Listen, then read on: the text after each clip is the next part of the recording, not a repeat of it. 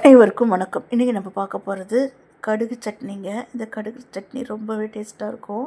இந்த வீடியோ பிடிச்சிருந்ததுன்னா please like பண்ணுங்கள், ஷேர் பண்ணுங்கள், சப்ஸ்கிரைப் பண்ணுங்கள். நீங்கள் கொடுக்குற லைக், ஷேர் கண்டிப்பாக என்னுடைய வாழ்க்கையை தரத்தை மாற்றம் நம்புகிறேன். So please like, share and subscribe my channel cook for my செல்லம். ஒரு கடாயில் 2 டீஸ்பூன் எண்ணெய் ஹீட் பண்ணுங்கள். 1 டேபிள் ஸ்பூன் கடுகு, 1 டேபிள் ஸ்பூன் உளுந்தம்பருப்பு, 3 காஞ்ச மிளகாய், 10 பல் பூண்டு, ஒரு பெரிய வெங்காயத்தை ஸ்லைஸாக நறுக்கி சேர்த்தாச்சு.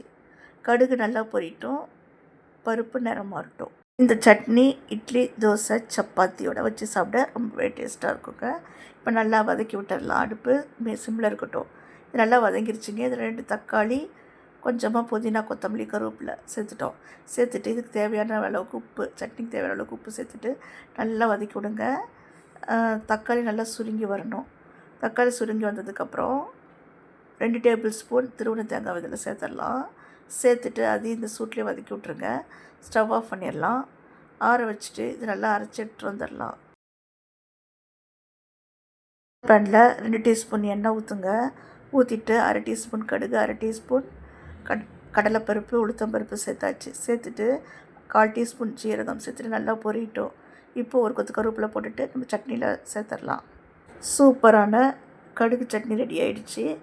இந்த வீடியோ பிடிச்சதுன்னா like and share, subscribe. Thank you.